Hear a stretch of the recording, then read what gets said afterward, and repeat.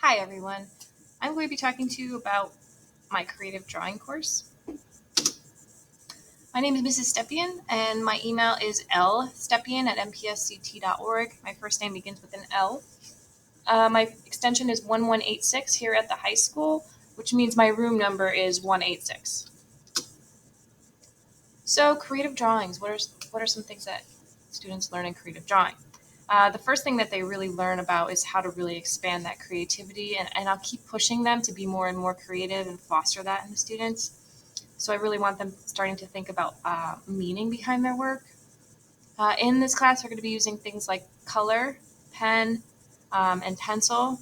So color could be pastels, could be colored pencils, any type of color medium. And we're going to be learning drawing techniques to create this illusion of 3 dimensions on a 2-dimensional surface. So what that means is they're only really creating a trick of the eye to show that things are 3-dimensional when they draw them. Because it's on a flat piece of paper, it will never actually be 3-dimensional. Another thing that they'll learn is how to use creative problem-solving methods. So for example, with the first project, they're learning how to use pen, and that means they do not have an eraser, and they have to figure out ways to solve problems. So instead of being able to erase, you might have to fix it another way. They're also going to be learning about art historical work as well as contemporary work. I will say in this class, I do show a little bit more contemporary artwork, which is work that people are making right now, just because a lot of artists nowadays do projects or do work that kind of relates to our assignments. How to respond and reflect to their own work as well as others. So we do have a lot of reflections in here and critiques, and that's kind of where they respond and reflect. So for supplies, students are going to be receiving 2 kits for my class. The first kit is the one that they should have already gotten.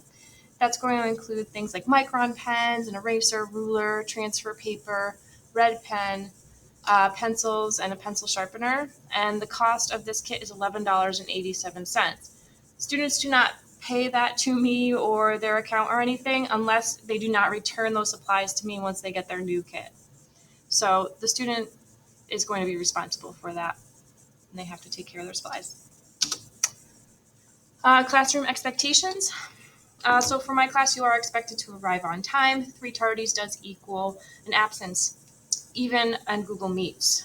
I do understand that sometimes there's internet issues or connection issues, and I'm usually really understanding when it comes to that. So one person also should be speaking at a time when we are having discussions. We do have discussions a lot in a class like this, so we do need to have respect for one another. Cell phones are going to be used responsibly. I don't want to see students getting distracted all the time on their phones when they should be working. Otherwise, they're just going to fall behind. Drawings do take a lot of time, especially that first project that we do.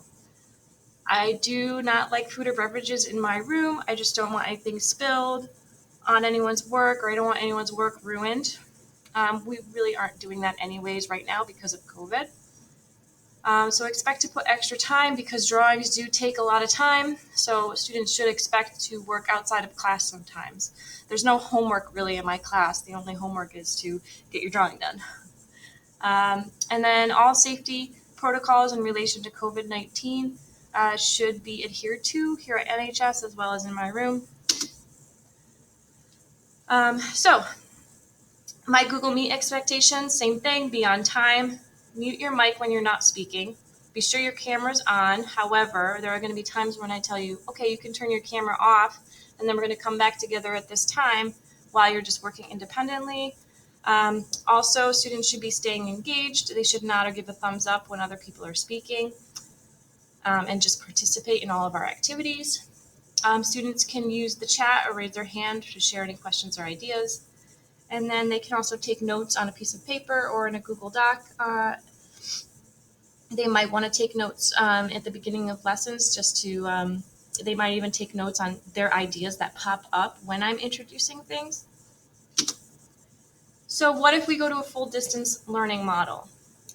What will happen is if for some reason the student didn't get all the supplies that they need for the semester, we will have a pickup time and we'll also have a drop-off time. So we'll make sure that there's time for that. Grading policies. Anything like projects, journals, reflections, those are going to be assessments of learning, and those are worth 90% of the student's grade. Anything like activities for learning, which is going to be skills exercises, things like exit tickets, quizzes, project planning guides, and critique responses. Those things are worth 10% of a student's grade. Habits of work, those do not count towards a final grade. However, they are a really great indicator. If you're wondering, why a student got a certain grade on a project, or why did the grade go down or anything like that. So habits of work are really great to just kind of have an indicator of how this happened or how they got this grade. How can you support your students' learning? You should have received an invite from Google Classroom, either from me or another teacher. I think you can only be invited to Google Classroom one time, and then you can join and receive updates. If you have any issues, here are some directions here. You can actually click on this link. So you can also just ask to see what they're creating. I'm sure they'd love to share it with you because it's art. They will be taking a picture of it and posting it in Google Classroom when they are finished. So Google Classroom is also a great way to see your students' work. You can also follow the art department on Instagram at art.nhs. I cannot post every single person's picture on Instagram, but I usually post a few pictures from each lesson on Instagram. So definitely follow us.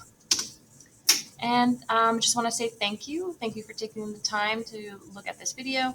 And you can email me at any time if you have any questions or concerns. And I hope you have a wonderful day.